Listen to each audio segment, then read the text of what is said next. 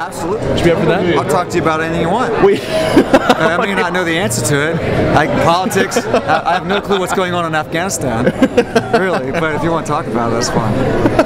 Whiskey. Oh, okay. Tonight's better then. All right. Okay. Good. We're here tonight at the Single Barrel Evan Williams 2000 Vintage Unveiling with John Hansell of Malt Advocate. Welcome, John. Thank you very much. It's an honor to be here. Thanks for talking with us. Oh, and I love what you're doing. It's great to be part of your experience. Thank you. What brings you to Kentucky tonight, John? What always brings me to Kentucky, bourbon. And actually, not just bourbon, but all the wonderful people who make the bourbon. You know, I mean, that's the whole thing. I mean, I've always told people that, you know, it's the whiskey that got me into the industry, but what keeps me in here is actually the people who are behind the whiskey, the master distillers, all the workers, the passion behind it, and the people who, you know, go into making every bottle. If it wasn't for the people, really the bourbon wouldn't taste the same, would it?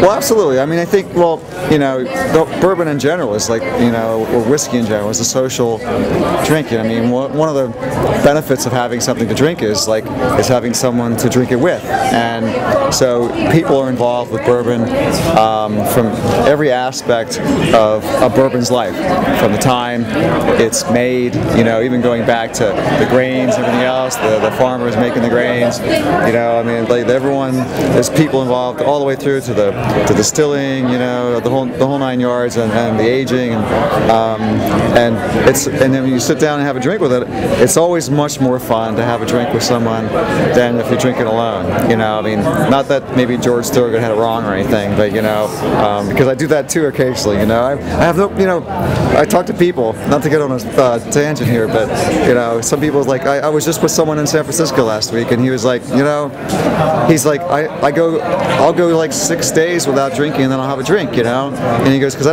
don't drink unless I'm with somebody, you know, and I'm like, well, you know, I understand now, you know, the social aspects, but it is the social aspect, but then the flip side of that is also, it's a great thing just to have on its own too, and I love my own moments with bourbon without anybody, just me and, you know, the bourbon is a great thing too, you know, so, but the social aspect just adds an added benefit to that, absolutely. So.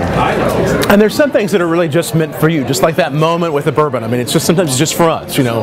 There's nothing wrong with drinking alone. There's nothing wrong with it. I mean, I think, you know, there's two ways to look at a drink. I mean, one is if you're in a social situation with people, then it's part of an overall pleasurable experience with everybody involved, whether it's people or food or music that we just listened to earlier tonight. That's one way to look at it. But another way to look at it is the pureness and the beauty of it on its own, and just the relationship you have with the drink. I mean, I enjoy that also. And that's more like my focus with that drink at that time, because you know, there's I have whiskeys I will drink when I'm drinking alone, and there's whiskeys I will drink when it's in a social situation. And so I can spend more time concentrating on a whiskey when I'm alone, and so therefore I will pick a more complicated, more one that requires more of my attention, but then gives me a greater reward when I'm alone. You know, I'll grab one of those, and if I'm in a social situation, you know, I don't want to have to work up my drink. You know, that becomes a job or a task or something, a burden. It should be something that is part of an overall great experience, but it's not something that's going to demand my attention.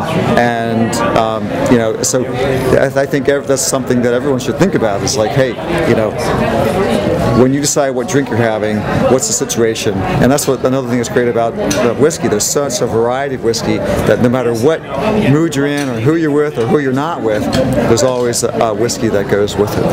And tonight we're celebrating a very special whiskey and a very special bourbon. This is the only single barrel vintage dated bourbon in the world. What do you think about the Evan Williams single barrel?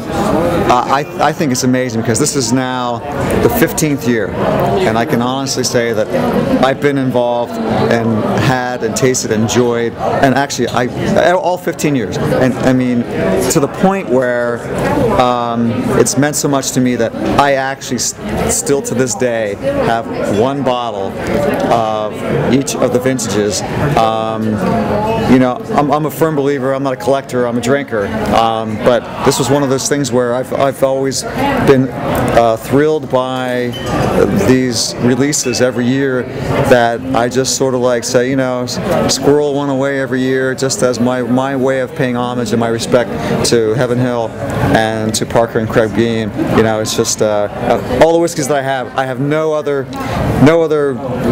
category of whiskey, whether it's Scotch, Irish, whatever, Japanese, bourbons, you know, Tennessee, where I've actually done this. This is one of those crazy, you know, off the deep end kind of things. But I've done it only because all the different vintages are, I mean, the single barrel, so they're all going to be different. But the quality is always there, and the integrity is always there, and I've always enjoyed them, and that's one of the reasons why, you know, I like them so much, and why I'm trying to like keep that memento of every vintage, which is pretty cool. I think my wife thinks I'm crazy, but you know. Well, I'm excited to try the new one. They're gonna kick off here in just a few minutes. They're gonna be releasing it. They're gonna be knocking the bung off the barrel with the bung knocker. It's the greatest word in bourbon making. I love when you talk dirty like that. I know. We're going to try the single barrel bourbon. What do you think it's going to be like? Any thoughts? What do you any predictions? I will guarantee you. I mean, it's going to be good. You know, right? It's going to be different than last year, and it's going to be different than the year before, and but it was going to be an enjoyable experience, without a doubt. And the cool thing is, you know, this is one of those special things where what really gets, if you love whiskey, you know, one of the cool things is it's a dream come true to be able to taste a whiskey right out of the barrel. I mean, nothing gets better than that. If you got the master distiller pulling a sample right out of the barrel, I mean, that's basically like as close as the best sex you can have when it comes to whiskey. You know, I mean, that's as good as it gets. Really, it's pretty close to heaven. Yeah, well, let's go have one. All right, let's do it.